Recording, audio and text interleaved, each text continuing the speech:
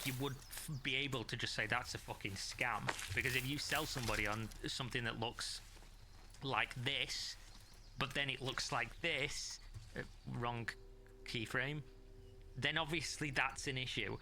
If any of the desert looks like this, still an issue, but obviously not the whole thing does, which is what Steven showed. But I believe Narc is making the point that what was in the showcase is not, one-to-one what is currently in the game, which is a fair point to make. But yeah, he made it in a poor way, I think. At least from what I'm understanding. I might be wrong. Maybe I've missed something, but this is what. Obviously, Steven did a fly through the desert. Busted the box. And said Damn that it. Narc went to the very edge of the desert, and that's obviously unfinished. And Narc and other people have said, no, this is in the middle of the desert. Which, who knows who's right on that one? But obviously, somebody's in the wrong. Codes being copy-pasted onto them, slightly rotated. The state of the desert has obviously sent a lot of people into a confused frenzy, with Reddit posts popping up expressing this concern. So I will read this to you in a second. Let me just conduct my business. Let me just do my trade on PoE, because that is something I need to do. I need currency at the moment. I'm struggling.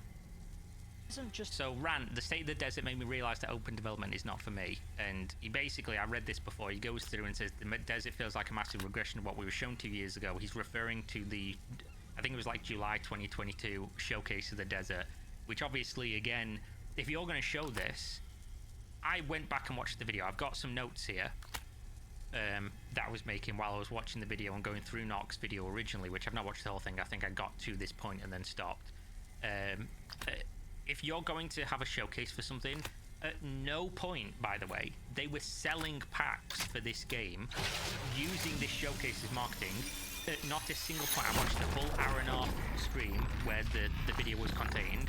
I went to the YouTube video that they did separate to the stream that was just the showcase of the desert. At not a singular point did they say, this is a vertical slice, or this is not what's actually currently in the game.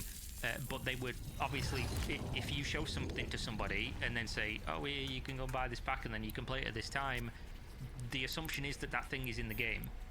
And the comparison I would make is when the day before, the fucking scamming that was the day before, when they did this, a bait and switch, when they said, oh, look at this is what the game is, and then you get into the game and that you paid money for, and it's not that.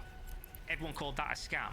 But when Ashes does it, there's apparently a defense of like, oh, it's just, we're just showing what it's gonna be, but you didn't say that. You showed it, and there was no qualifier made with it, which I think is an issue. Again, maybe I missed it. I did 2x the video while I was watching it, but I did watch the whole thing, and I did check the other video, and at no point was there a disclaimer made that this is just a vertical slice or whatever, or a showcase.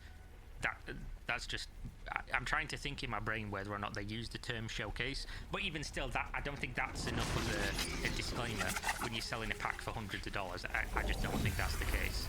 So this is another person just proving Narc's point, saying the desert is not what we were sold as, right? Which you can say he's been unreasonable with X, Y, and Z points, but when somebody says, oh, I was told or shown this thing and then the thing isn't that, that's a reasonable thing to say. And I think that is consistently reasonable across pretty much any product that you would spend money on.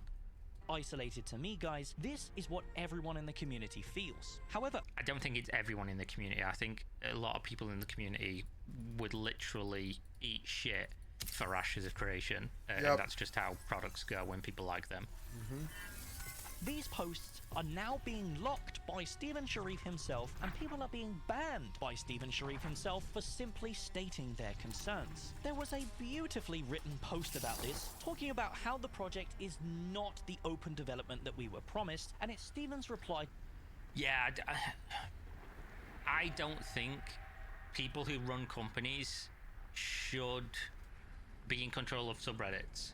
But Reddit is a shithole anyway. Reddit is literally a consensus mechanism that basically by definition is an echo chamber, because they have mod tools and things built into Reddit where if you get downvoted too many times, you just get shadow banned and you'll never know. So it doesn't feel good when you open a thing in the negative reinforcement of like, oh, I said this thing and people disagreed with me, which is not even how you're supposed to use up on downvotes, by the way. It's supposed to be, I upvote for factually true things and downvote for factually untrue things, but now it's just, I like this opinion or agree with it, and I dislike this opinion and disagree with it. So you are basically, you're slapped on the nose with a rolled up newspaper like a dog whenever you have an opinion, even if well articulated and based on real things that people disagree with. If you go against the grain on Reddit, you are punished, and if you just say the popular thing, you are good boy pointed, like pat you on the head, good doggy.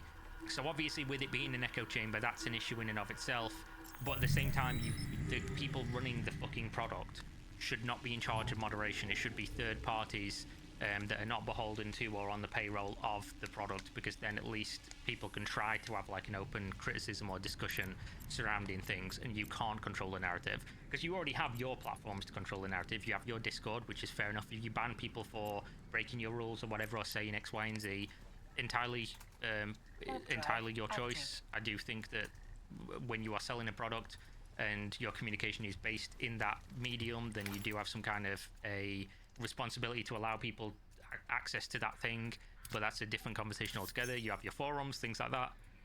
You have your own social media.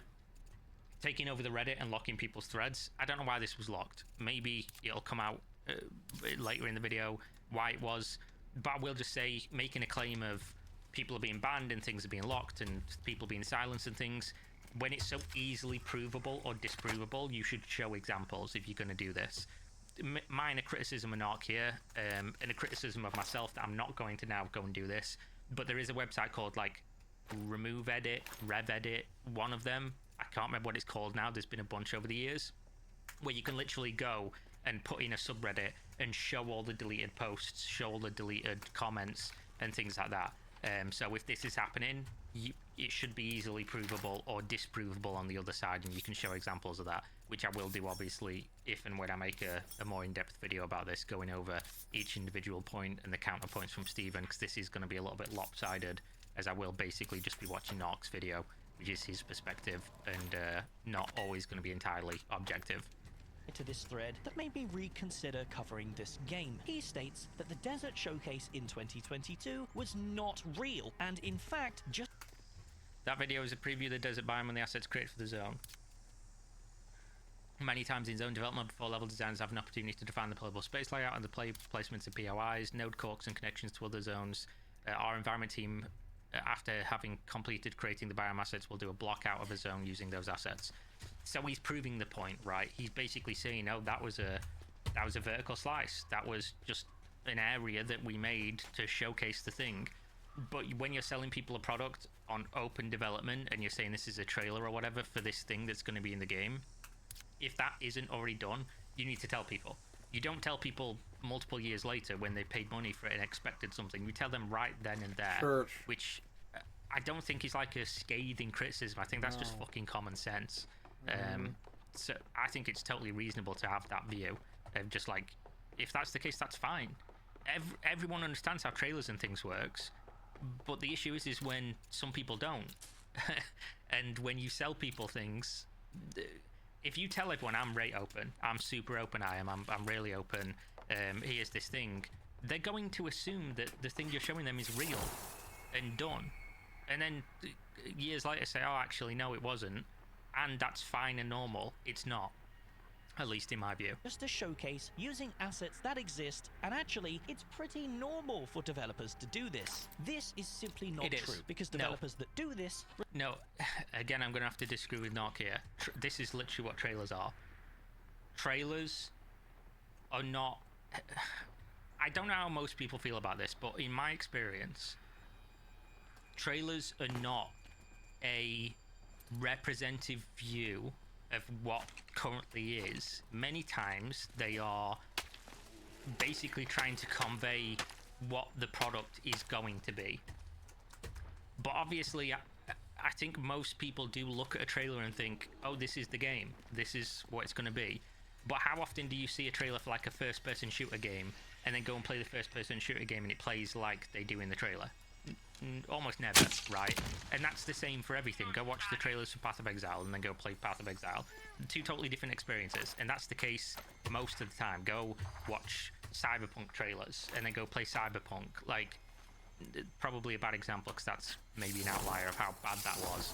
But I don't think it's the case that showing people a trailer where most trailers are not accurate to what exactly is done right now and it's just trying to convey an idea makes you Chronicles of Valeria. Because again, I think there's a parallel here because they're both crowdfunding and they're both using those things to raise money, so maybe that's way more to his point. But I wouldn't like go out my way to say overall anyone who shows something in a trailer that's not 100% done and ready and plays exactly like that right now is Chronicles of Valeria. That's simply untrue. The way that trailers are used, there's a difference as well between a gameplay trailer and like a teaser or what most trailers usually are. Usually if it says gameplay trailer, that's them playing the game and you would 100% assume everything's normal and everything's how they're playing and how it's going to be. But if it's just a trailer, you assume there's like some cherry picking or vertical slicing or something going on there. At least in my mind, as somebody who, you know, has fucking done this for quite a few years as a living now, that's just how I see it. Receive a lot of negative backlash, selling promises and pre-orders on a showcase that doesn't accurately represent the game. But in this case, it's not even a downscale of what was shown, it's just a straight up lie. Back in 2022, when the Desert Showcase was being shown, they made it absolutely clear that this was the current state of the desert biome, boasting about their innovative tools to help them develop the world fast, and in no way, shape, or form alluded to this being just a concept. You know, these are some of the foliage that environment's been creating Yo, as look at part that. of what's capable of creating an interesting desert biome, because many times in the games that probably we've played, the least interesting biome type tends to be a desert. And it's been always fun, as I've experienced in the MMOs I've played, is like, you know, how do they spruce up a desert? And one of the interesting things you're going to see in Alpha 2 is how the desert also adheres to seasons and has weather and has giant dust storms and clouds within which there are interesting creatures that might not normally be present unless for that particular weather. That's going to be very interesting as well. You saw a little bit of the sand tornado capabilities with the dust devil kicking up both in the weather presentation as well as a little bit in the desert reveal. And you also saw some ambient effects that. Again, I could labor the point here, but obviously if he's going to do this, obviously it's for comedic effect and everything because it is a interesting juxtaposition. But you should go and show the rest of the place because you can see there's stuff over there, right outside the fog of where he stood. You can see there's other stuff. You should probably go show that because this, no matter what, even if you're right. If you use an example that's maybe a little bit disingenuous, you're wrong because you could have. Again, if you have a really good point, you prove it against the strongest point the opposition can make. And when you use like a cherry-picked example like this, it's not a very strong point, but for that reason, at least how I see things. That live across the top of those dunes where you're seeing winds of sand getting blown across in the distance. And you know, here's the key point. Graphics don't make a game fun. Systems make games fun. But graphics make those systems far more enjoyable. This, in fact, extends to all showcases in the last 4 years, and everything shown was not real. The story arcs that showed the world dynamically changing around the Tower of Carfin and Oakenbane Keep, it was not. Sorry about that, my cats have apparently figured out how to open the doors in my house, so my missus has just sat in her office, and then the fucking door just opened and the cat just walked in.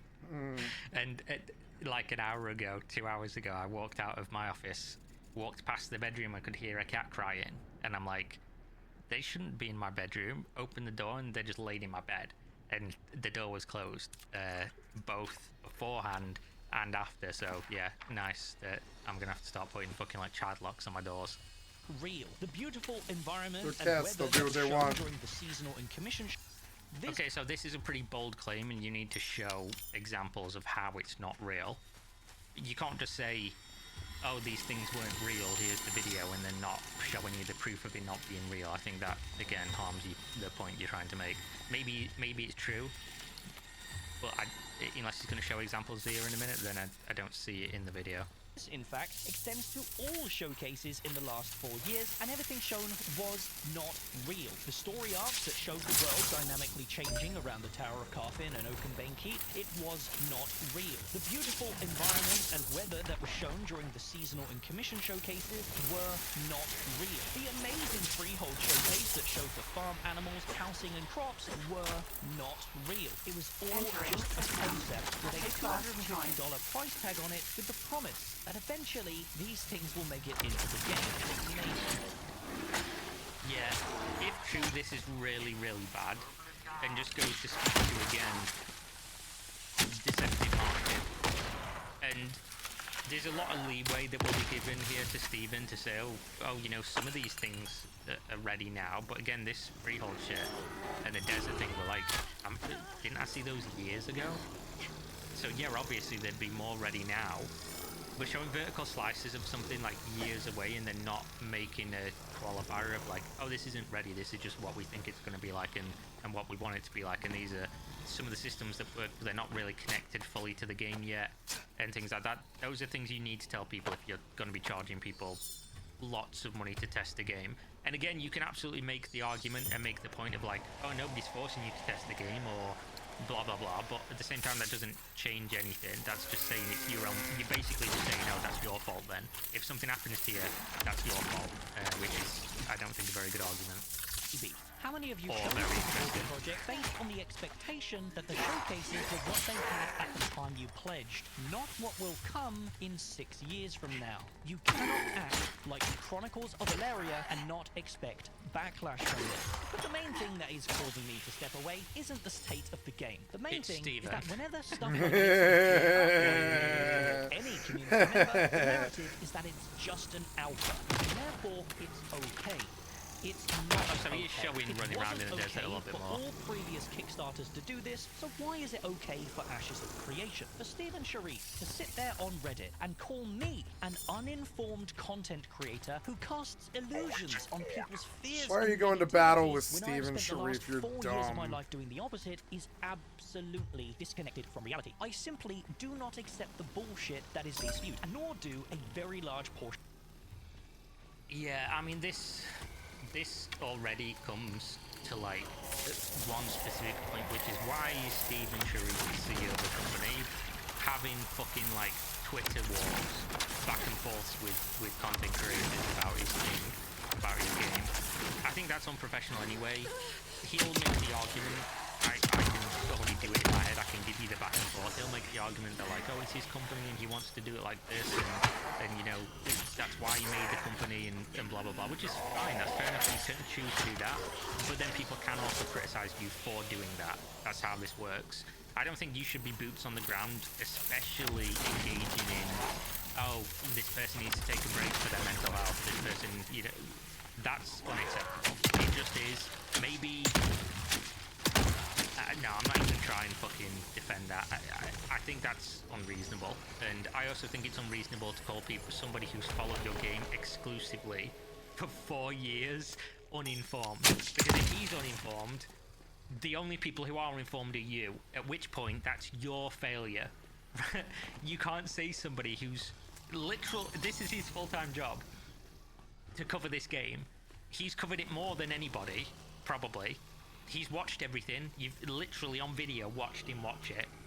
He's engaged in the community. He's played the game probably more than most people. If he's uninformed, nobody's informed other than you, which is a really interesting a position of authority. Maybe the same thing, I don't know, I'm tired. A position of authority to put yourself in, which is nobody can criticize anything because they're uninformed. Because again, if Narc is uninformed, everybody's uninformed. So essentially, we are completely immune to criticism because you all don't know what the fuck you're talking about. At which point, if you're open and you have open development and everything's out in the open, that's your failing, not his. But at the same time, while I have had criticisms of Narc in this video and how he's produced this video and the examples he could have used and things like that, it's entirely possible that there are things in here that are incorrect, and in which case obviously you have to change your criticism and adjust based on that. What he has said though, a lot of it does make sense and is entirely in line with how I, especially the marketing aspects and the, you know, the content creators having a bias and things like that. Yeah, so I think it's silly to come out and be like, yeah, it's fucking uninformed armchair content creator thing. I think that's bad. It's a bad look. You shouldn't be doing that. Even if you're right, you're wrong. It's basically how it goes. Of this community, but for him to also prey on mental health as a way to defame and dismiss these concerns whilst locking and banning people. You do look crazy, Narc. You look kind of crazy. You have all these pizza boxes and soda and like Hawaiian shirts in the fucking winter, and you just don't look that sane, Narc. Like me, you just don't seem that sane. I'm very aware of it. I'm aware that I don't seem very sane. You don't seem aware of it. Because I thought I was being shown the genuine state of the game, not 4 years of Unreal Engine fakery. Now, let's not get this twisted. I do not think Ashes of Creation is a scam. There is a lot of potential here. They put a fuck ton of work. People use the term scam in 2 different ways, and it depends who you are and what you're engaging with. When people say something is scam, in most of the world, what they mean is you're being deceptive for money. And if you're using marketing deceptively to earn money, most people would call you a scam. That's why people call Ashes of Creation a scam before. That's why people call Star Citizen a scam. Millions of people do this, and they'll do it forever. The way that the way something is actually a scam is when a judge in a courtroom says, we've heard the fucking verdict of the jury now, you're guilty and you've defrauded people, and that's a scam. But obviously it doesn't always get there. The idea that this is or isn't a scam is going to completely depend on who you're asking, and how they interpret basically saying X but having Y when it comes to a product that they're selling to people. Personally, I've always called things 40 mil. Scam. The HyperNet's much better. Scam. I think that's something you have to do a lot of fucking legwork into explaining the point for. But I do think if you do use marketing deceptively to earn money, or earn money as a byproduct, not even saying that that's your intention, although if you're a business, it probably is your intention and it can be inferred as such. I think I'm comfortable with other people saying it. Other people that probably don't have as much responsibility as I do with the words that I use, because obviously I'm a public figure. I have no problem if anybody would say, if you show X but you actually have Y and we pay you money thinking X is real and you basically don't tell us it's Y instead, that's a scam. I think that's a reasonable thing to say. But you know, that's where I stand on it. Into this game. I had a lot of fun playing Phase 1. However, the fun came from the interactions I had with players, not the actual game itself. The test itself was actually not the game itself. Boring. But if the game continues its development, everything that I've said during those Phase 1 videos still stands. I just can't condone the practices that the game is currently engaging in, and I wish the developers at Intrepid the best. For the audience who continue to watch, I advise to take the things that they say from this point onwards with a pinch of salt. What they say isn't what they have or are doing, it is what they intend eventually. Now, to conclude the video, I just want to say that I'm obviously not going to stop making content, of course. I will continue, just not with Ashes of Creation. A lot of you have grown to genuinely enjoy my commentary and reliance on uploads, but I felt these last couple of years, Ashes of Creation has held me back. I didn't feel like my intros and comedic skits fit the format of Ashes anymore, so I stopped them completely, only to bring them back a couple of months ago to the joy of the viewers. Sadly, this burst of confidence was once again stunted by Stephen Sharif feeling offended by my light-hearted jokes towards his game. I understand more than anyone had difficulty me to remain patient and support over something you're excited for that may be taking more time than you'd like. After all, I've been working towards the same goals for the better part of 8 years. With having put my own personal fortune where my mouth is with millions invested in the success of Ashes. Over the years I've seen content creators come and go. Some went so far they fell off the deep end. I wonder who he's referring to with that one. I've got a name in mind that I'm not going to bring up because I don't want to bring relevancy to the irrelevant. Got it.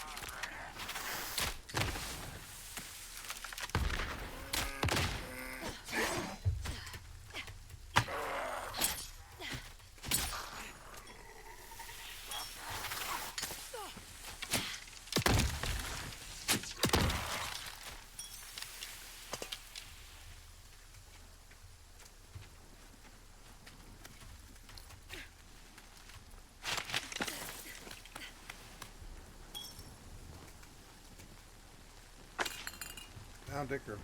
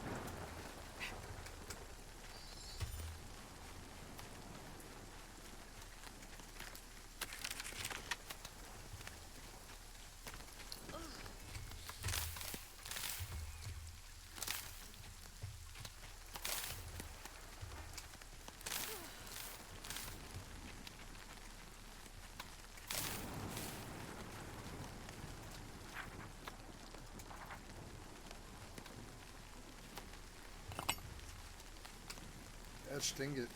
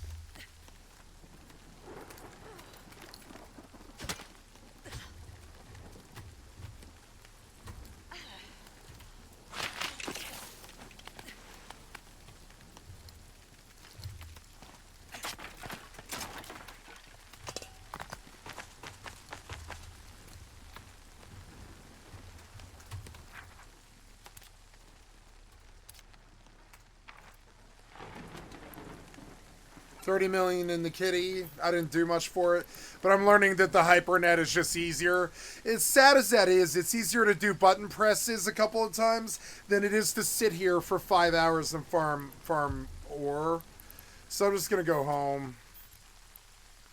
This might be the end of my mining. They kept fucking trying to tease me for being a miner this year. And I was like, well, let's see how you like fucking teasing the miners when we stop giving you the materials to make your ships. Let's see how you feel about that. When everything's so expensive you can't make ships and stuff. We'll see how let's see how well, you know, making fun of people for mining goes. You fucking idiots. You don't know how to play MMOs at all.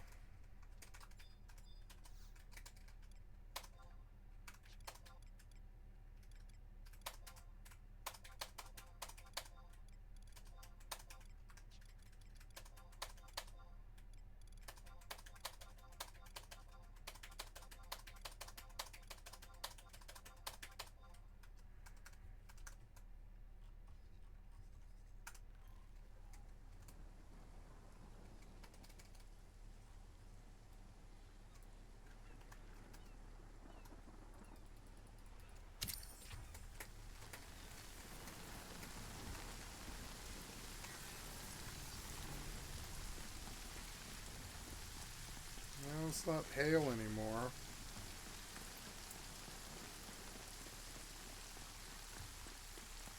Wait. I returned to the causeway? Oh, I did, yeah. That's okay.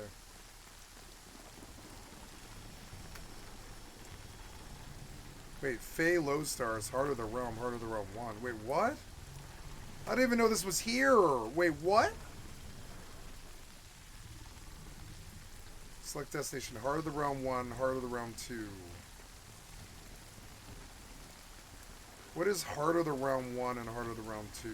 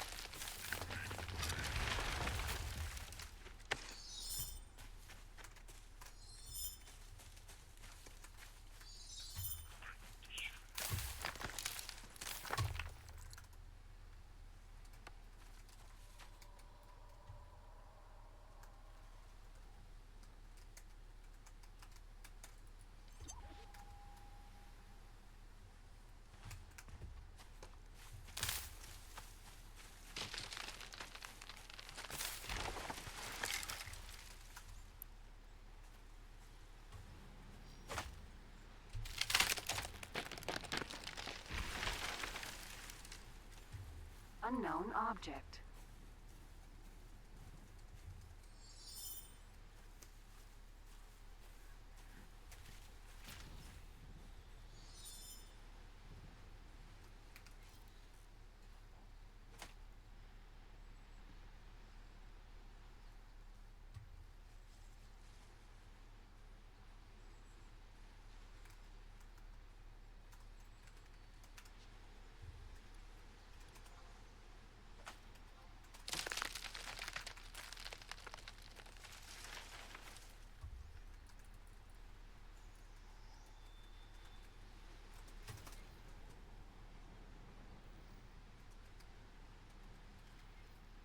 Unknown object. God damn it, I went the wrong way.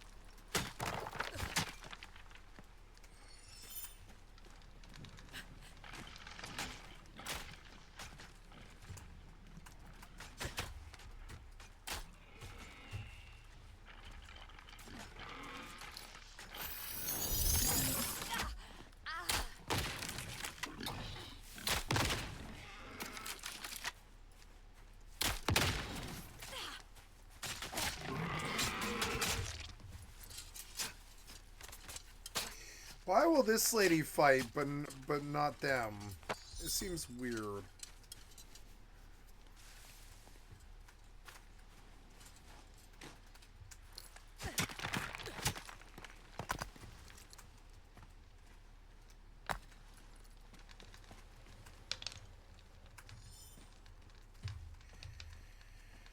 I need lumber, but I don't believe there is a lumber thing here. Can I build one?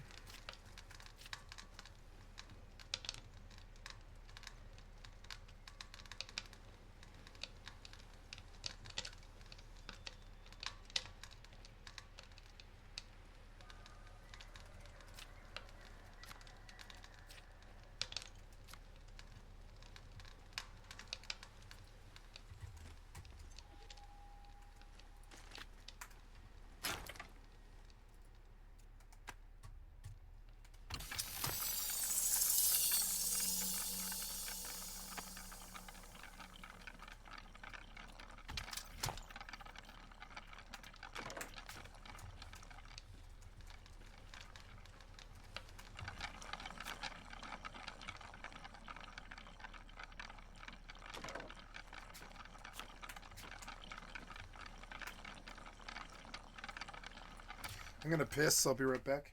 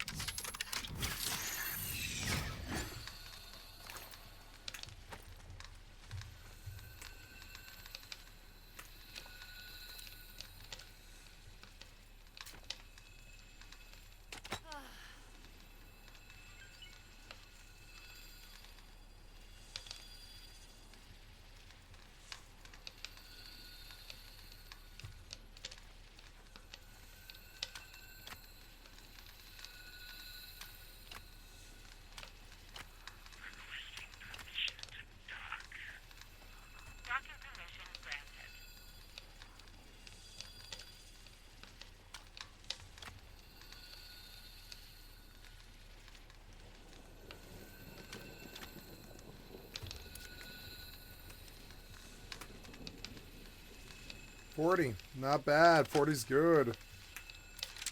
That really makes it worth it. Wow, that loot felt good.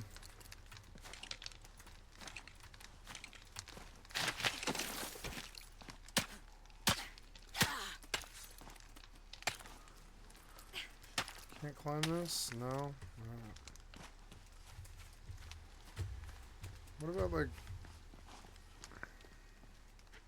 Ah.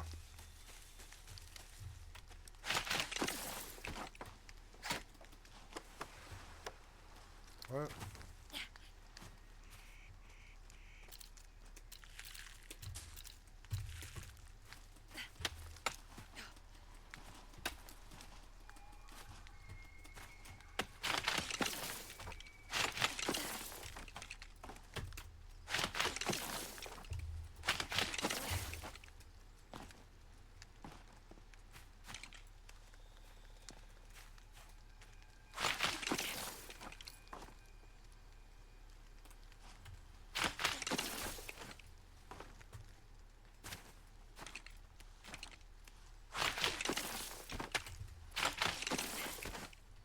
Ah.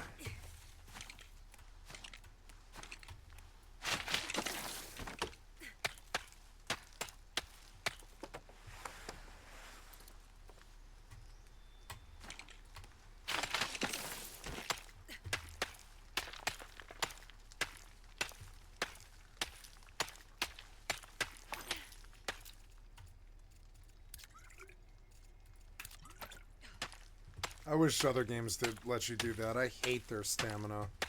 Thank God this game lets you, like, actually do something about it.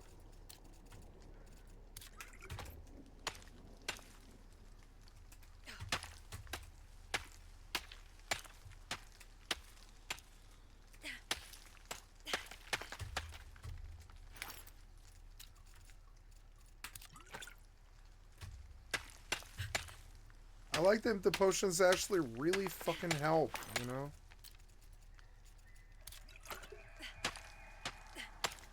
I'm gonna see if I can get up here. Oh, yeah.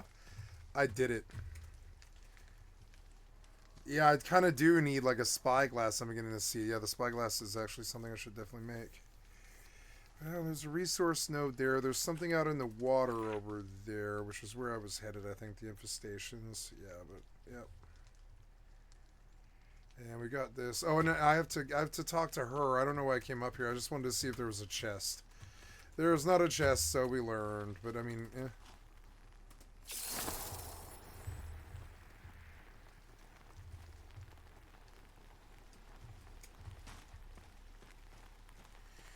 She looks like she might be in better gear.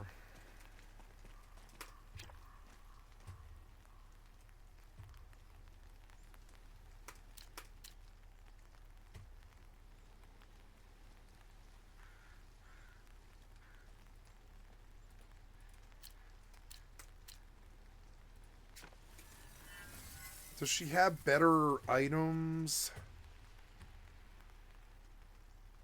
I don't know. I like Kate. Whatever. Kate's easy to say.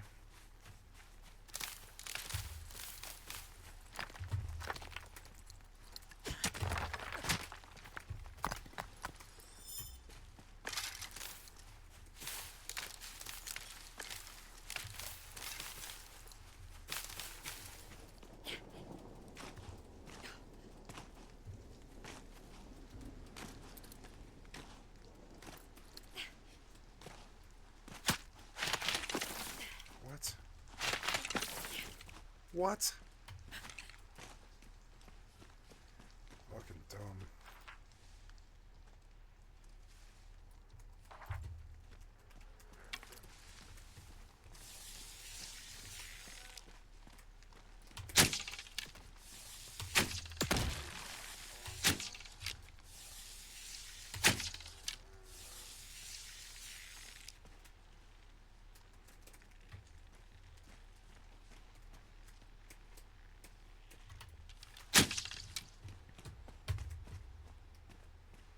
That's a lot of ore down there, I gotta remember.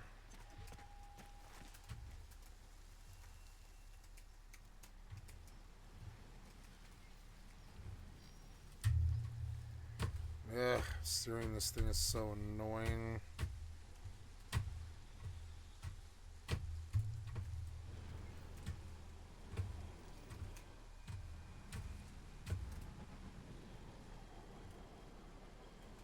Where am I? Why am I way the fuck over here? Autopilot. Why am I way the engaged. fuck over here? It doesn't make sense.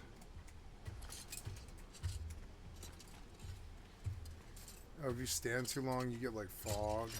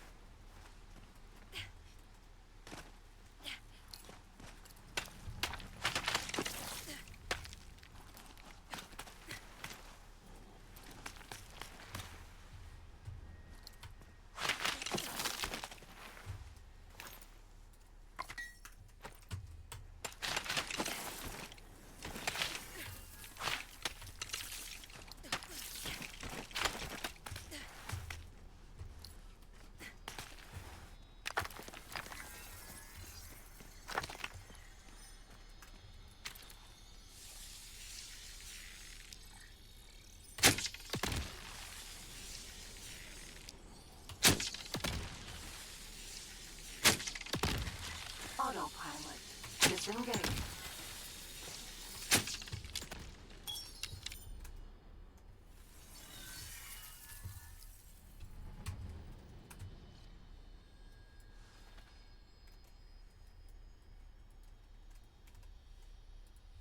I say this to you as someone who once enjoyed your content and passion, which is basically saying fucking don't like you anymore. And to anyone else who shares in the feeling of your despair of the development of Ashes, it's healthier to take a break and check in closer to launch. Why does he keep using this? Just don't. Why do you feel the need to even comment on this? Just leave it. we'll continue to work on bringing Ashes to life. When the game is ready to launch, you can come back and check it out. He can check it out whenever he wants. He is his own free man. Here's the truth, I'm not going anywhere. Well, that didn't age very well, did it? Because you're now not making content about Ashes anymore, so I guess you didn't age super well. So I slumped back into the boring format of trying to cover the news. Well, no longer am I going to be restrained by Ashes of Creation. I will continue to make videos, and if you watched exclusively for Ashes, then my advice to you is thusly: forget about the game for about 2 years. And that's what I did way back in 2022. If there has been any progress. But for now, 2024 came around. Gotta wait 2 more years. 26, gonna wait 2 more years. I'm open-minded. Maybe it'll be good. We don't know. I have a plan going forward. I don't think it's good right now. But one thing is for sure, I will no longer have my creativity held back trying to cater to a man who Nobody is want to holding hear back your criticisms. I will creativity except extend my yourself. format beyond MMORPGs and start covering all The only sorts bully of in the games world with is intros, jokes, yourself. old format that you guys grew to love, because I only have one goal on YouTube, and that's to make entertaining videos that make people laugh. Now, obviously, changing the direction of the channel is going to be a long journey, and that means I'll be streaming full-time throughout 2025, and upload cadence on this channel will slow. I will be uploading highly edited videos, similar to my old format, on the games that we play on stream. So come join us over at twitch.tv/Nargaverse as we begin this new chapter. I cannot thank you enough for watching and supporting my videos throughout these last 4 years, and should you choose to stop watching for the time being, I hope to see you again in the future as I show up in your algorithm covering a game that actually exists. Hey, what up? Yeah, so there we go.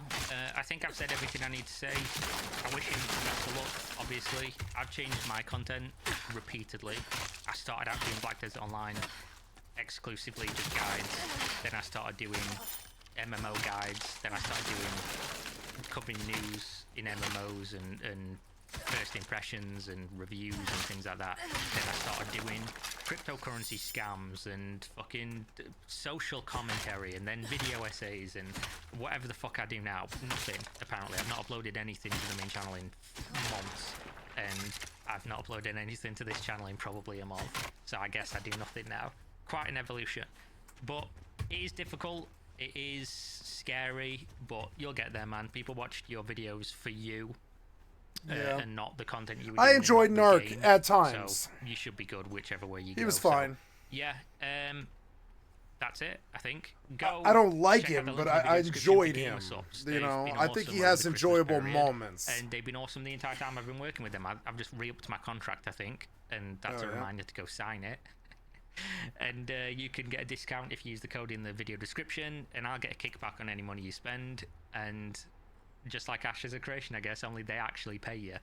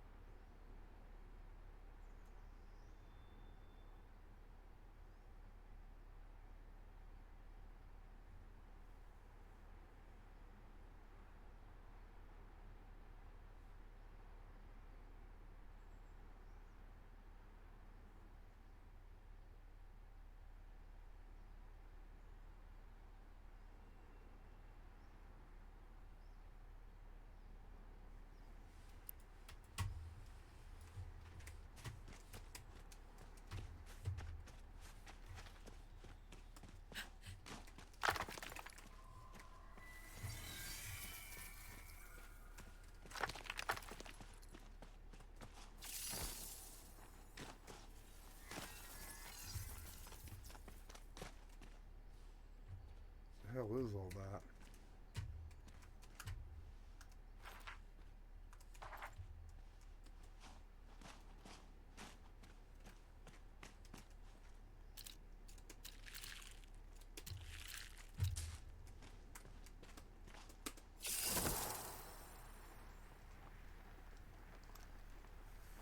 I like the gliding gameplay. It's more refined and a little bit easy, like a little bit more controlled than Enshrouded, and I think they thought about it more.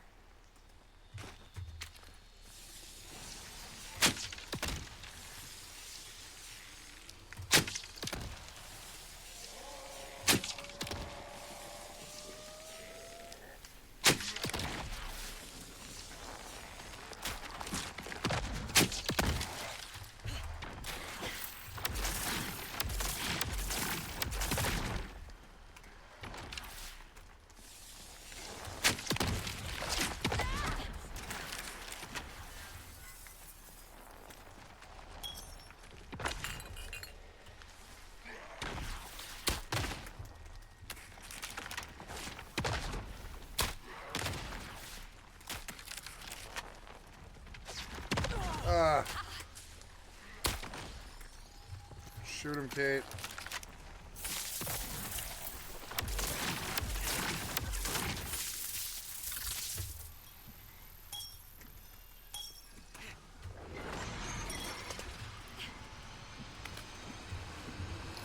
Hell is all that? Oh god. There's a spawner somewhere.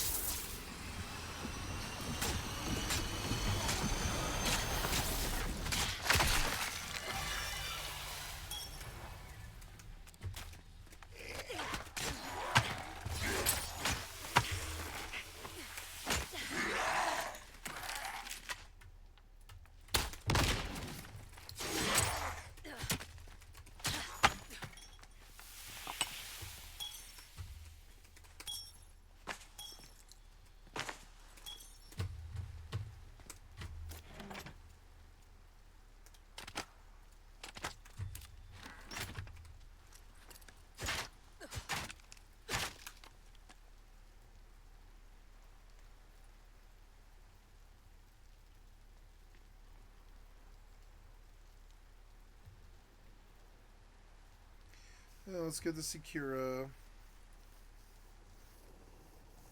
See if he's done anything else in a while. No, it's been 2 months since he's done anything.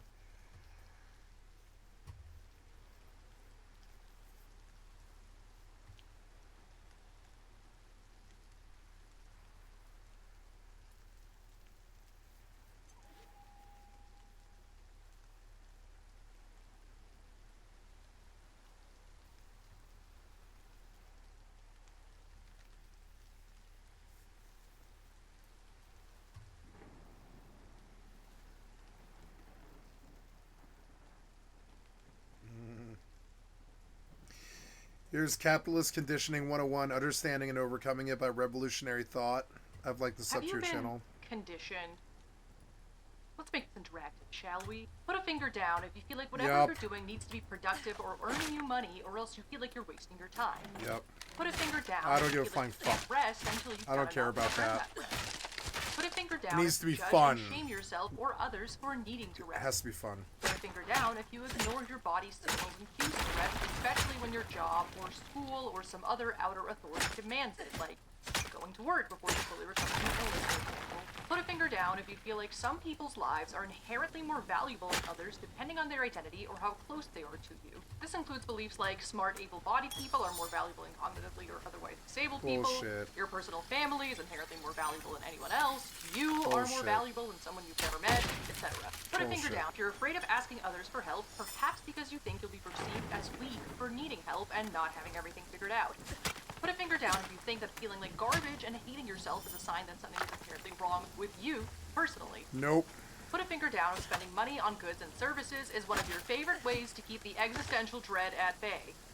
Put a finger down if you believe that working really, really hard and spending as much time as possible working will lead to great financial rewards eventually. Nope. You know, because rich people are all hard workers who have been rewarded for their hard work. Put a finger down if you I think believe someone in being karma. unemployed or poor is probably their own fault for not working hard enough. Or if someone's rich, that it's 100% they're doing. If you put down any number of fingers, and especially if you got more than like 5, Nope. congratulations, you've been a victim of capitalist conditioning and may be entitled to financial compensation. Just kidding. If only. Big if true. And if you got all 10, are you okay? Do you love yourself? But how can an economic system influence your ideology and what you believe and what you value and how you behave? Surely it can't be that powerful. I mean, aren't our personalities and opinions and actions and values our own and not the result of some incorporeal outside force that has nothing to do with any of those things? Does the invisible hand of the free market truly dictate who I am as a person? There's no way. Well, actually, in a way, yeah. And this video will explain exactly how that capitalist conditioning the works, fuck are you what that doing? Why conditioning am I looks back like, and here how again? to move away from it. 1. How does capitalism condition us? As we established, it's pretty likely that at least some of your beliefs and behavior have been shaped in a very particular way simply because you live under a capitalist economic system. And that capitalist economic system incentivizes and rewards certain things like rugged competitive individualism and exploitation of others for your own personal gain. To understand capitalist conditioning, we need to define capitalism. Capitalism is an economic system where private individuals own the means of production, basically the land, facilities, factories, resources, etc., required to perform labor. These privately owned means of production can also be called private property or productive property. Contrast this with socialism, or the collective ownership of the means of production. Under socialism, there is no private property because workplaces are owned and run democratically by the people working there, rather than by just one person or a board of directors or whatever. It's very likely that you also have zero private property, just like any individual in a socialist system, but the difference is I have you live under private property. capitalism, most likely. Your own personal home or vehicle or toothbrush is personal property. Don't worry, no one wants to take your toothbrush. No, I own a home. Unless it's a really nice one. No, I'm just kidding. Most people living under capitalism are not actually capitalists, as they don't own any private productive property. In part because if everyone was a capitalist, you'd have no workers left to perform labor. Also, I doubt that any capitalists watch my videos. That just seems statistically extremely improbable, so I'm guessing you personally are not a capitalist. If you support capitalism without earning money from owning productive property, you are just a bootlicker. No tea, no shade. Since you are probably not a capitalist living under capitalism, that means that you are either a worker who sells their labor to a capitalist for a wage, a self-employed small business owner who maybe doesn't own any private productive property but makes money from selling goods or services to a clientele, or part of the surplus class because you don't work for whatever reason, which means you, by definition, are not part of the capitalist ruling class who gets to structure society. As George Carlin said, it's one big club and you're not in it. The politicians are put there to give you the idea that you have freedom of choice. You don't.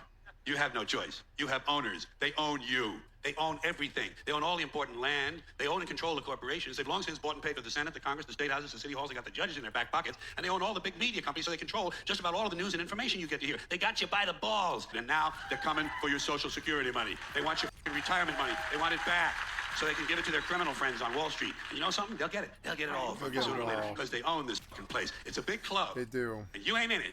Yeah, You and I are not in the big club. You're not We're not in invited. the big Sorry, club. pal. You do, Sorry. however, live in a world where the dominant ideology is one that upholds the capitalist ruling class and capitalism itself. The economic system that we live under can also be referred to as the economic base. The economic base encompasses everything related to production, namely the means of production, so like what factories, tools, facilities, raw materials, etc. even exist, and the relations of production, or who has access to those means of production. The economic base basically deals with who owns the means of production and how property and capital are distributed. The economic base gives rise to an ideological superstructure encompassing everything not directly related to production, like art, culture, family, religion, science, politics, law, media, education, and so on. Despite not being directly related to production, the ideological superstructure basically normalizes the relations of production and the economic base, because ideology is like the water we swim in. You can't really see it because you're swimming in it. Everything's ideology. Unless you do the work of constructing the ideology that you've absorbed through osmosis, which you, unless you've done the work, are very likely unaware that you absorbed it through osmosis, your ideology will likely be one that supports the status quo by default. This is the case no matter what the economic base is. We just happen to live with a capitalist economic base. The economic base and ideological I support the superstructure community. shape and maintain each other in a cyclical process. Most things that arise within the ideological superstructure uphold, solidify, and perpetuate the economic base. Of course, every single system will have its critics who create media that critiques that system, but the majority of media is not that. Again, this is going to be the case with any economic system. We just happen to live under capitalism. In the capitalist US, for example, the military budget is the highest in the world at $2.08 trillion, and a lot of the US's wealth, its capital, comes from waging wars abroad. This is how US defense contractors make a lot of money. The way the US earns capital via war is part of the economic base. Also, fun fact, according to the United Nations World Food Program, you only need an annual investment of $40 billion per year to end world hunger by 2030. So basically 6 years of feeding people can be covered by 11.5% of the US military's annual budget. Anyway, it makes logical sense to make such a significant part of the economic base look good, reasonable, and justified, Despite the fact that spending money on the military rather than on improving people's lives and spending money on murdering people to steal their resources for as cheap as possible are not good things, which, like, I hope isn't a controversial take at all. I mean, it really shouldn't be. And because of this, if you want to make a movie that features the US military, their bases, or their equipment in some capacity, the film studio making that movie is required to consult with the Department of Defense, get their approval, and change anything the DoD deems inappropriate, and in return, the film studio can get access to military facilities, equipment, and personnel for their movie. Basically, if you want to make pro-military propaganda in the US, you can get it heavily subsidized by the government. If you make a movie meant to critique the military in any capacity, however, perhaps by mentioning something like how the US is so rich, in part because ongoing wars are very profitable, your movie will absolutely not be subsidized by the US military. This military entertainment complex is an example of the interaction between the economic base and the ideological superstructure that arises and reinforces that economic base. The capitalist economic base, which relies on waging imperialist wars to earn profits, gives rise to a superstructure that justifies waging those imperialist wars, which further reinforces the economic base. And it makes logical sense that a country that makes the majority of its profits from war would subsidize films that frame those wars as justified. And I mean, in 1943, the CIA's precursor, the Office of Strategic Services, circulated a memo stating that cinema is one of the most powerful propaganda weapons at the disposal of the United States, and recommended the voluntary cooperation of all motion agencies not under the control of the Joint Chiefs of Staff. So the use of movies as a propaganda tool has been a thing since at least World War II in the US. Aborted. We in the US just don't really realize how much propaganda we have here, which is by design. As Dwight D. Eisenhower declared in 1953, the hand of government must be carefully concealed and in some cases, I should say, wholly eliminated, and that a great deal of this particular type of thing would be done through arrangements with all sorts of privately operated enterprises in the field of entertainment, dramatics, music, and so on and so on. This is basically the definition of cultural hegemony, a term first coined by Italian Marxist Antonio Gramsci, referring to how the ruling class, the bourgeoisie, maintain rule in capitalist societies through ideological and cultural means. If a system incentivizes and financially rewards doing whatever it takes in order to increase your profits regardless of the human or environmental cost, it's only logical that the ruling class will do whatever it takes to increase their profits no matter the human or environmental cost. It's also only logical that the majority of media in such a society will uphold the dominant ideology, that of the ruling class, by default.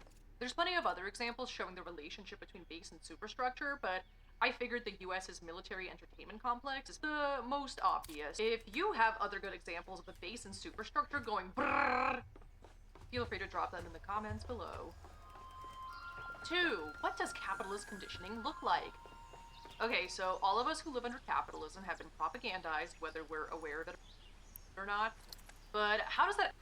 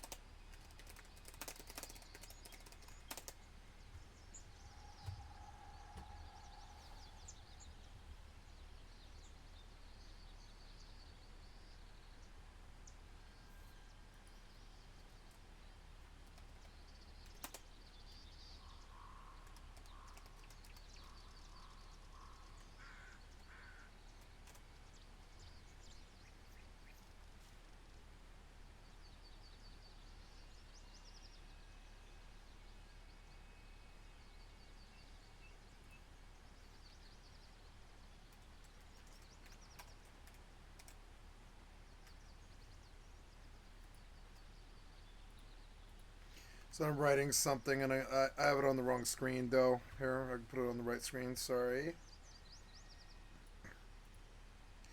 Okay, where did you go? There we go. Capitalist conditioning, right?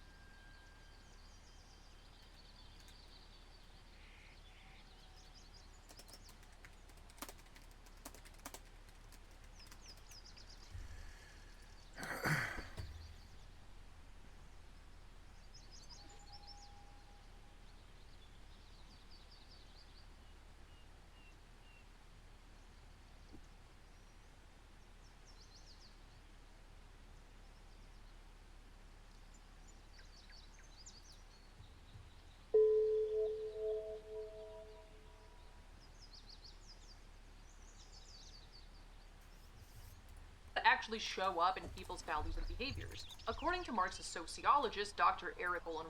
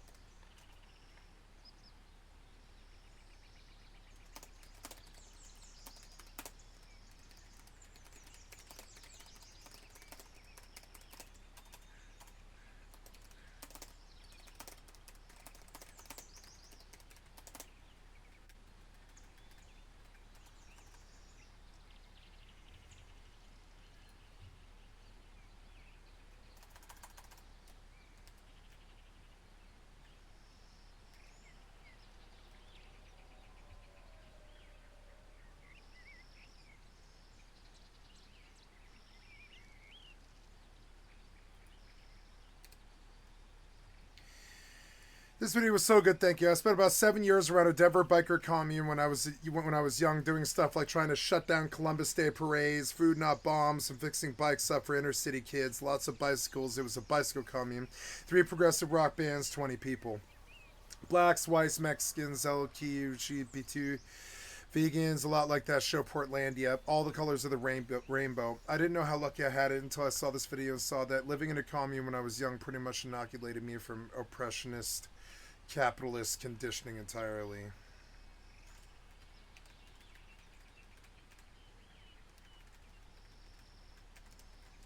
There's no inner city I can't walk. For all mankind is my kin. Nothing scares me. Lack of money causes me no fear. Almost nothing scares me at all.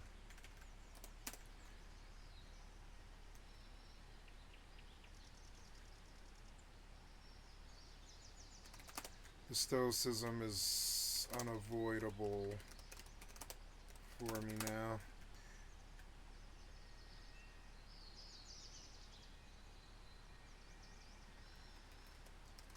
Well, except for the capitalism killing the coral reefs, the fires, the environmental stuff, the collateral. That scares me. The death of the wolves. The endless chains in churches. Fires in the Rocky Mountains.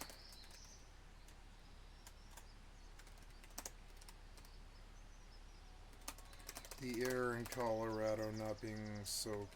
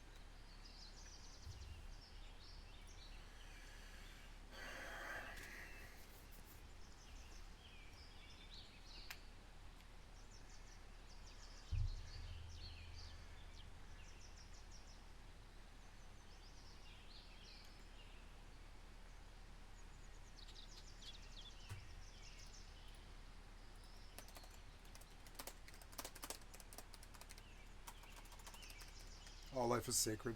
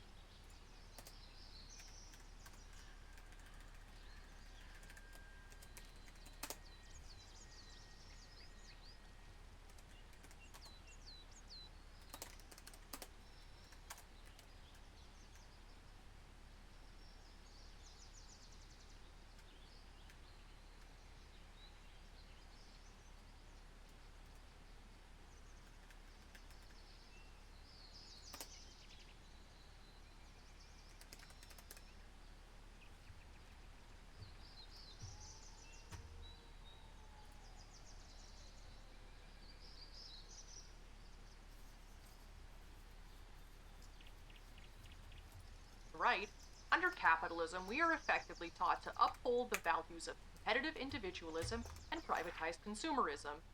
Competitive individualism refers to a set of values arising from the fact that under capitalism, companies must compete against each other to attain the highest market share and earn the highest profits. Again, no matter the human or environmental cost, because profit matters above all else. Because of this, individuals living under capitalism tend to measure their self-worth through comparison with others, view independence from others as morally good, stigmatize dependence on others, and strive for success even when it's at the expense of others. The value of privatized consumerism leads those of us living under capitalism to believing that our life satisfaction is dependent on ever-increasing personal consumption. Instead of focusing on the well-being of entire communities, we are focused solely on our own ability to consume, which makes us view things like access to housing as a factor of personal consumption rather than a public good and a human right, which it really should be. Basically, under capitalism, we are conditioned into valuing independence over interdependence and prioritizing ourselves over others, even if it's at the expense of others. This disrupts solidarity among the working class, and because we aren't guaranteed basic rights like food and shelter, many people live in constant fear of losing their livelihood and house and healthcare and everything connected to that. Unless you're outside the US and have healthcare by default, as most countries do. Also, under capitalism, we are often incentivized to work as much as possible, regardless of whether our body minds can keep up. The US, for example, doesn't have federal sick leave laws, so if you're sick and can't afford to take time off to recover, you are quite literally incentivized to work, even when it's wrecking your body, or potentially wrecking other people's bodies if your illness is contagious. Because sometimes the alternative to that is not being able to afford to live. And that's why under US capitalism we love that grind set. We love that grind set, we love pulling ourselves up by the bootstraps. I'm so bootstrap pilled. Grind set maxing. As mentioned in the 10 Fingers activity in the beginning, all of this can show up as being I don't even know what afraid to that ask others for help, means. working when you're sick, engaging in consumerism to attempt to feel better, valuing some lives more than others, depending on how much shareholder value they produce, not being able to rest, shaming yourself and others for resting, and believing that an individual's material conditions are entirely a product of their own actions and decisions, and that you just need to make enough good personal decisions to become part of the capitalist ruling class. Not actually how it works. Shaming and hating yourself is also a product of capitalist conditioning because it is very profitable to have a society of people who shame and hate themselves and who think that the solution to their self-hatred is the individual consumption of goods and services. If you hate yourself, you obviously don't benefit from that because all it does is stress you out and make you feel yeah. bad. The I don't capitalist hate myself, so I don't benefit, buy things especially all the if you're a member time. of a marginalized group. You're just internalizing the capitalist conditioning about the group you're a part of again.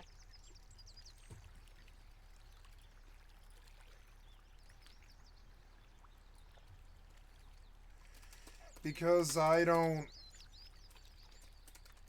hate myself or anyone else except my fellow gamers when they shoot at me.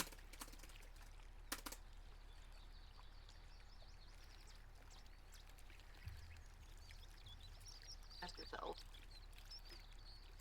Don't do that.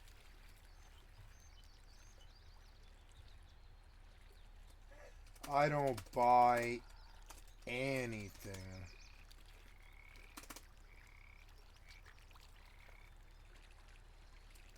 Food and weed. Long live the plankton.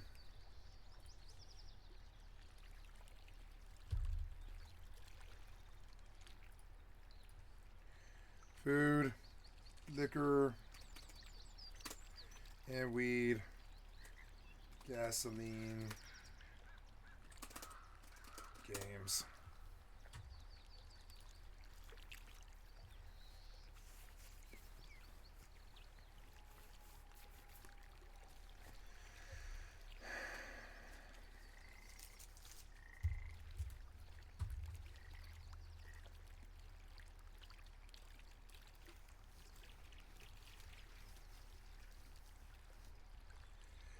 For I don't live in fear.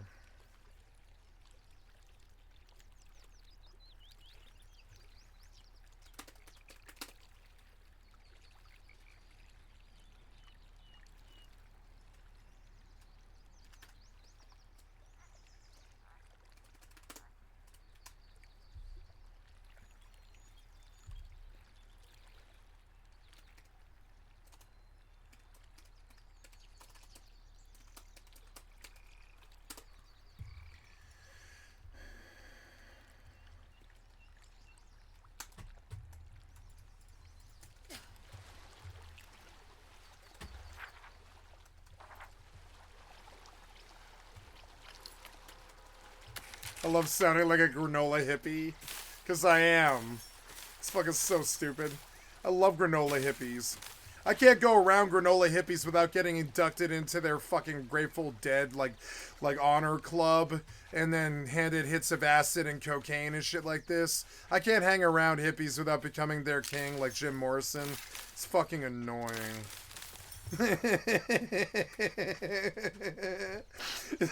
It's quite true, too. I am their lizard king. It's fucking annoying. I hate hippies because I identify with them very well. I know all their music. I do all their drugs. I love all their luminaries, and I worship who they worship. I view Walden, being more important than, say, Saks Fifth Avenue. And Transcendentalism saved my soul. I saw the best minds of my generation driven mad by stark raving mad, starving hysterical naked and all this.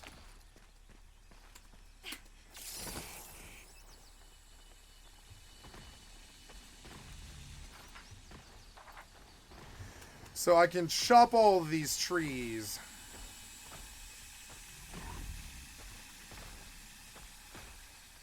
Can you blow a tree down with an explosive? Oops. Let's see. No, that does not hurt the tree, no. No, now we know.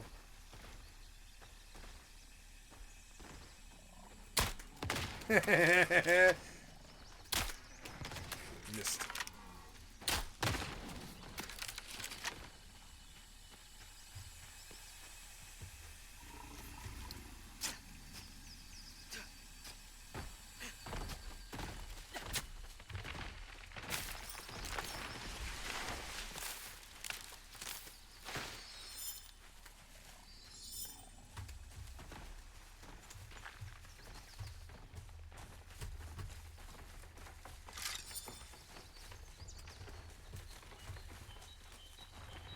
I do love this beautiful game. Look at this cool pink forest.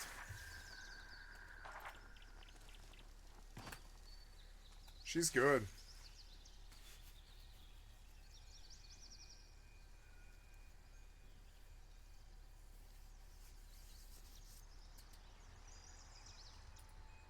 You can hold yourself to a standard and be productive without hating yourself. And in fact, it actually works better than hating yourself into productivity. Yeah, I don't hate myself. I don't think I need to explain why the aforementioned things are bad for you, but I will anyway. All of the aforementioned things lead to stress, which is known to be really, really bad for you. Not having a community, not feeling like you can rely on anyone, hating yourself, viewing others as competition, not understanding or acknowledging our collective interdependence, not being able to rest, not listening to your body's cues to rest, shaming yourself and others and the like are quite literally bad for your physical being. And you only get one body, so you should probably be nice to it. Or like as nice as your particular situation allows, at least. You're not gonna hate yourself into getting rid of capitalism, buddy. 3. So what can we do about it? The first step is always awareness. There's not really like a silver bullet for this, especially because it's not like we choose to be conditioned. It just kind of happens from existing. Like, all of this conditioning would be way easier to undo if we were consciously like, yes, I would like to allow myself to believe things in ways that align with and uphold the current economic system. It'd be really convenient if we had a choice in that. But alas, we do not, and it is not that easy. But a good start is awareness and self-knowledge. In general, if you want to stop being I like that by she said capitalist alas. conditioning, or like any other conditioning for that matter, you need to admit to yourself that some of the things you believe or value, or some of the ways that you I don't. behave even, might have been put in your head by someone else, Yeah. and doesn't reflect Nope, who I don't you have truly that, are. which is awesome. You want to expunge the parts of yourself that were put there by capitalism. I was raised and by that people who just don't actually do that. reflect what you truly value. You also need to They know read who books you and they are verify, what you personally you know? value. Friendship, cooperation, knowledge, truth, beauty, love of humanity, art, science, the destruction of all settler colonial states and giving the indigenous people their land back. Yep. What would a world prioritizing what you value look like? I saw a great TikTok the other day from Meredith St. John that I'm just going to paraphrase, but she talks about how to realistically opt out of capitalism by recognizing that the things you dream about that you think would only be attainable for you if you were rich or famous or whatever are actually obtainable right now, but you've just been conditioned by capitalism into thinking that they're only attainable if you have a certain level of privilege. They've created the American dream to keep us focused on this like fictional universe where we are rich and we are famous and everything works out and I can finally go to the dentist. The reason why it's so effective is because it instills hope. Now it's like, what do I have to hope for? What's going to keep me going? I am still pretty relatively powerless. So what do I do about that? She also gives a journal prompt. Write down what your goals and desires are, no matter how unrealistic or materialistic. Oh my god, I can imagine a lot.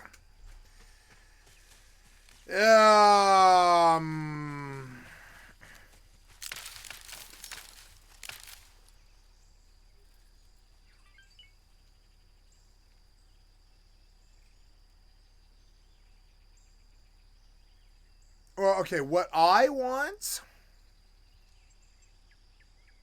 a way to preserve my mind so that I can play all of history's video games.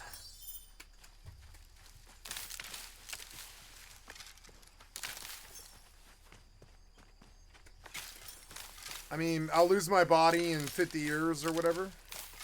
So,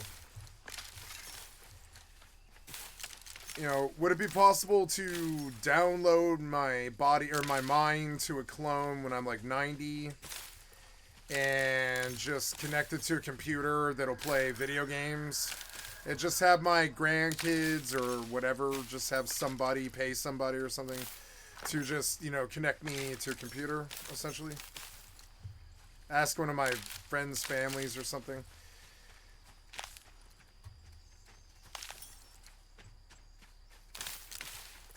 That's what I want. That's the first thing. I know I'm asking for immortality, but I don't want immortality. I just want to experience all of the world's video games for the rest of humanity.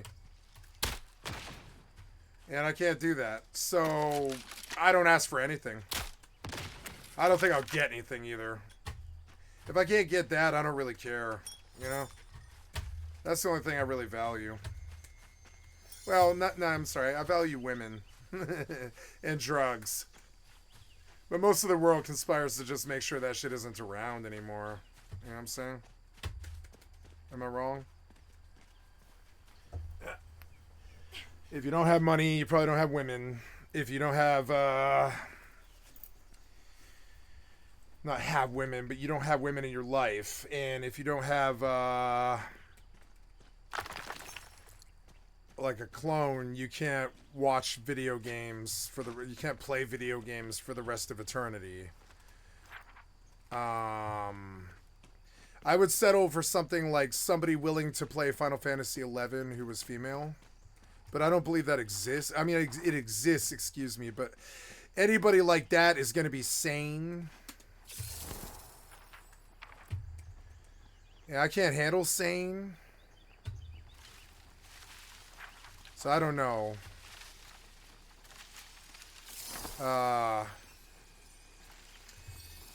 I would settle for not feeling like an outcast all the time because of my drug choices. Ever again. I'd be happy with that. I think that could be attainable. I think eventually they'll either just legalize and or just stop judging me for liking drugs. One or the other. Oh, shit. I thought you were an enemy. What was that? What the fuck was that? Something hit me?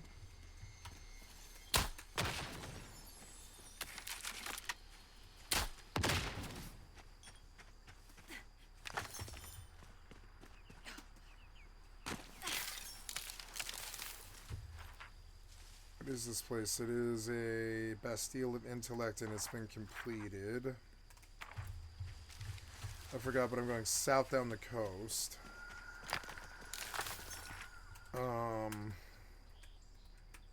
Yeah, I'm just sitting here watching the Rings of... Something hit us.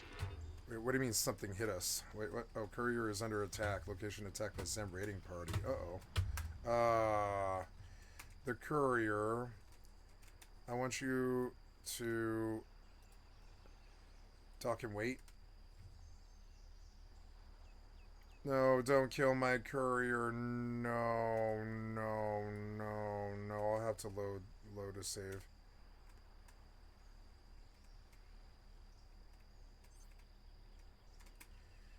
Oh my god. Just dock and wait. No, wait. I want you to go back to the Argonne Wharf. Dock and wait there. Dock and wait, dock and wait. Dock and wait, dock and wait, dock and wait, dock and wait. Wait, no, wait. Where'd you go?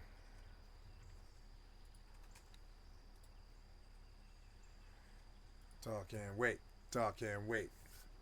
Stop all this. Stop. Remove all orders and assignments, and I want you to go dock and wait. Yes, you. Behavior. Dock and wait. Yes, go. Go dock. Yes, good. Go. Dock and wait. Repair.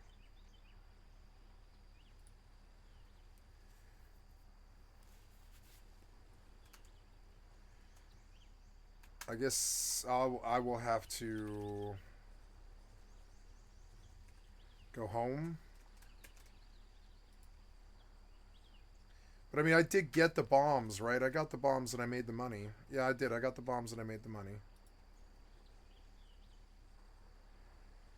Talk and wait.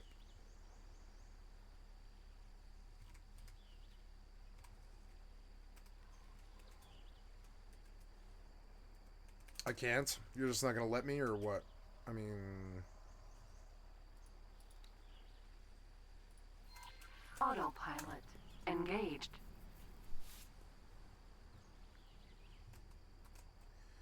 I like her. I like her a lot. Why do you want those feelings? What else can give you those feelings? The whole point is to make you realize that, like, this fictional, materialistic universe that you were living in that leads you to worship obsolescence and the wealthy is actually really obtainable to you right here, right now. Yeah, this stuff is all attainable right here in your own home. I feel like I live like a rock star, and it did not cost me that much money, like 50 grand. You can get 50 grand together over like 5 years if you try. I did it, and I don't think I'm capable of doing anything in this suppression society, you know. But I still managed to get this home because it's, you know, it's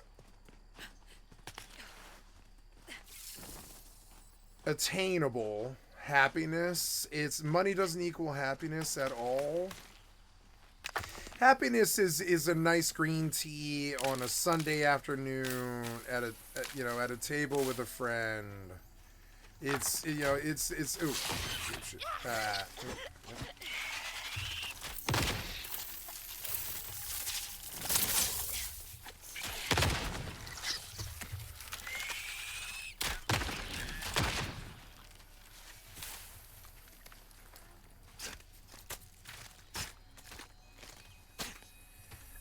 It's a chess game while you listen to Nick Drake. It's, you know, it's getting the last, you know, chocolate bar at the store or whatever that you wanted, or, you know, it's not this thing about mansions and cars that you don't have. It's about how happy are you right now today? What could you be doing today with what you have right now to make you the most happy you could possibly be? For me, it's like beer. It's almost always inevitably beer, weed, and drugs, and women. And so, you know, if you can get any variation of any of that, you'll probably be okay.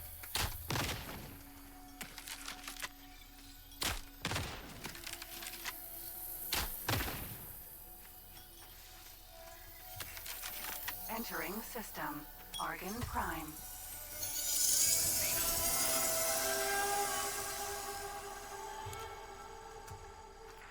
Nice.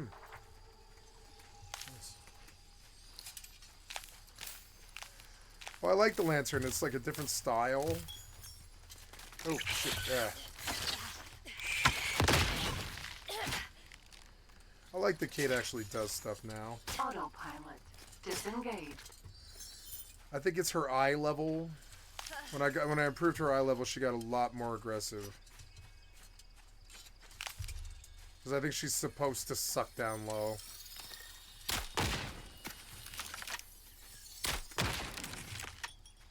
Yeah, I detect an eye level difficulty thing on the AI because she's doing better now. Either that or it's because I needed to give her ammo and I finally did. I'm not sure what it is.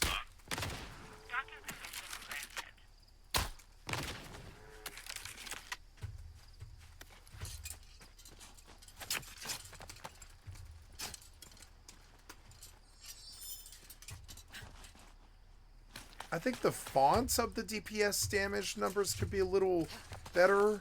The font kind of annoys me, but other than that, it's like the best damage numbers I've ever seen in a game.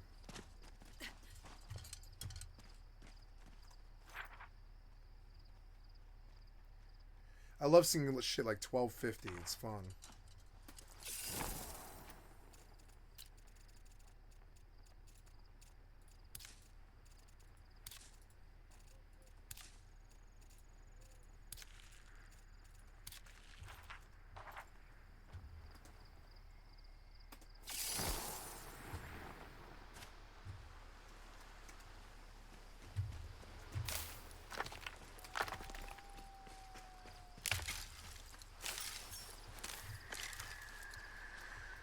Were allowed to give yourself dignity for your work, and you were rewarded for the hard work and all of the hours that you put in, you probably wouldn't feel the need to be rich and famous and whatever. Do you want to be famous or own a fancy BMW so you could have a feeling of accomplishment, or to look cool to others?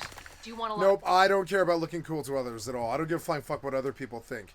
I want my own weight in black tar heroin, my own weight in methamphetamine. I had to think about the stuff that I wanted. I want my own weight in black tar and heroin. I want my own weight in methamphetamine, which is, you know, that's 250 pounds of meth and heroin each. Something. My own weight in marijuana, so I don't have to worry about it for a while. A whole closet full of liquor, but like all really expensive liqueurs and stuff like that, all specialty liquors and stuff, so I can't drink it fast, and I'm forced to like, you know, cherish it. Snifters of brandy, stuff like that. A closet full of liquor. Expensive, fancy liquor that really gets you wasted. Strong liqueurs, but you know, but they're all fancy chocolate liqueurs and stuff like that.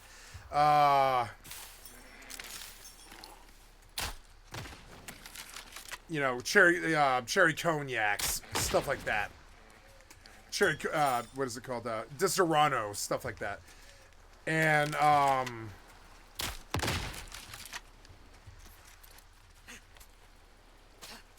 I want world peace, but I want people to come to it willingly. Like, let's make a global initiative to go to space. Let that be the footwork for peace.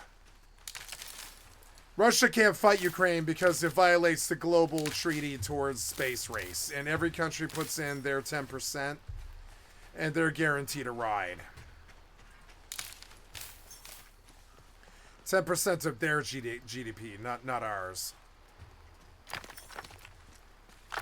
And they're guaranteed a ride. And we say, you can come along with us and, you know, hands across transatlantic America, Euro, or whatever. And unite. I want to unite humanity. That's the big dream that won't ever happen. I want to unite humanity. I want a personal conveyance system that actually works like a jetpack, you know? But that doesn't burn your fucking feet or whatever. I want a really reliable fucking hover pack or something. So I don't have to worry about cars anymore or, like, people hitting me in a car. Like, for instance, just 2 days ago, somebody dumped a fucking barbecue in front of me on the motherfucking highway. God damn it. Nope, I passed it. Fight.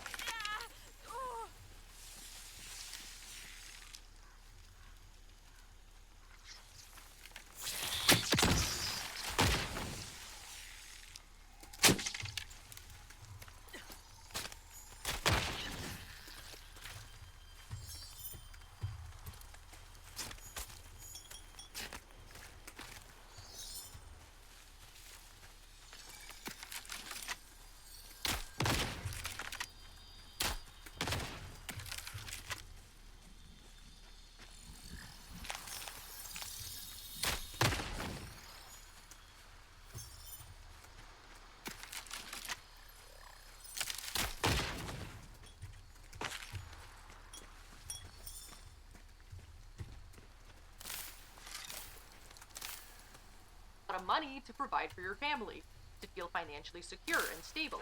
It's to funny, feel that like you're- stuff didn't come up because I have this assumption that everything's gonna be okay, you know? Which is stupid. That's a bad assumption to make. But it's just, you know, if I needed to, I would go out and work. If I needed to, I would go out and steal. If I needed to, I would go out and take whatever I needed. If I needed, you know, if I needed to, I would go liberate a vehicle. If I needed to, I would go liberate food and money and liquor and whatever was needed, or antibiotics, whatever. So I don't really tend to worry about those things. Even if I don't have them, I'm like, well, if I need them, I'll go get them. I'll go hit a drugstore, or I'll steal a car, or I'll go buy a car, or I'll go work to buy a car, or whatever the fucking solution is. You never know until you face the situation or whatever it is. And I just don't worry about not having those things until I need those things. And when, when I do need them, I go and get them really fucking quickly too. Now, do I resort to crime to do this? Almost never, no. When I do crime, I always, like, either have a reason, or I'm learning something, or I'm desperate. One of those three. Is it that thing? Something over here. This is it, right? Yeah, this is right, yeah. It's a acquires simple hammer. This chapel. So, okay, good. I just wanted to see what it was. I didn't think it was going to be good. Yeah.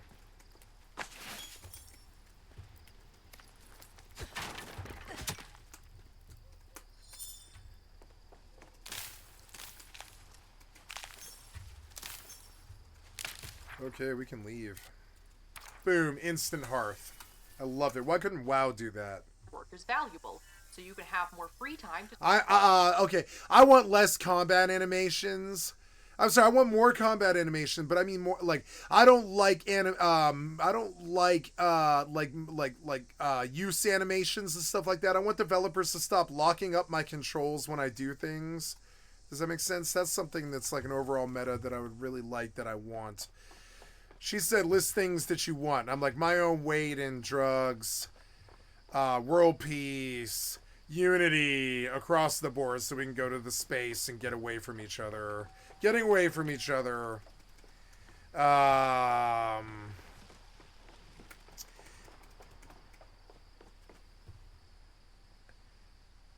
would like some way to play a video game that creates music that people would like to hear live. Something like that. Where through your skill, Rock Band was kind of close to that, you know? Kind of like Rock Band, but a little bit more involved. AI, Rock Band, something, I don't really know. But something like that's, you know, that, like, makes it, like, incredibly easy to just zone out and make music for 6 hours and still have, like, you know, a following afterwards. And not be Ravi Shankar or whatever. Ravi Shankar, excuse me.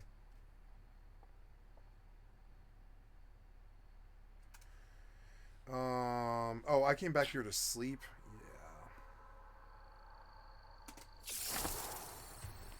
Yeah. Yeah, the physics are good. Yeah, the physics are really good in this game. Yeah, it was good.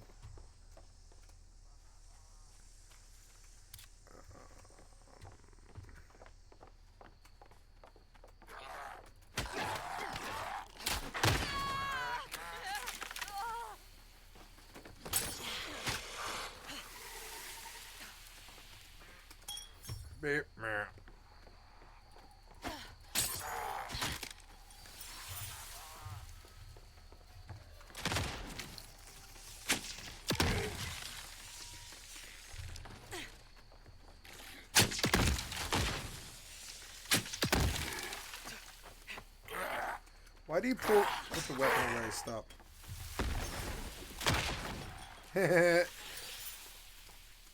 I see dropped to tier 2. Oh, because I'm in... Wait, am I in the second land yet? No, I'm not in the second land now. But he did drop a T2, which is good. What time is it? It is 3:30 in the morning. I believe I'll go to bed. I love you guys. Thank you so much for your time. You've been watching Skycatlive, and I'm going to go to bed and sleep for a long time now because I've had a very long day. I drove for, I mean, you saw like 2 hours of it. I drove for 10 hours today, and then I pulled a, I don't know how long, 10-hour shift or something, and I'm at 20 hours now or something like that. Yeah, my shit started at like, yeah, I'm at 21 hours right now because my shit started at 6:45 in the morning. So, yeah. 3 hours.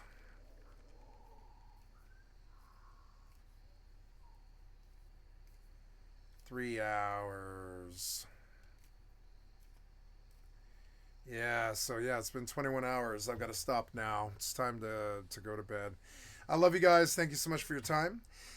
This session was recorded, and I will stop this video now. But first, you are watching Skycat Live. I'm a full-time variety gamer all day, every day. Put me on in the background. Click on the cast face to donate. Come to the Twitch or the YouTube. Give me a like, sub, or follow. Yep. And so...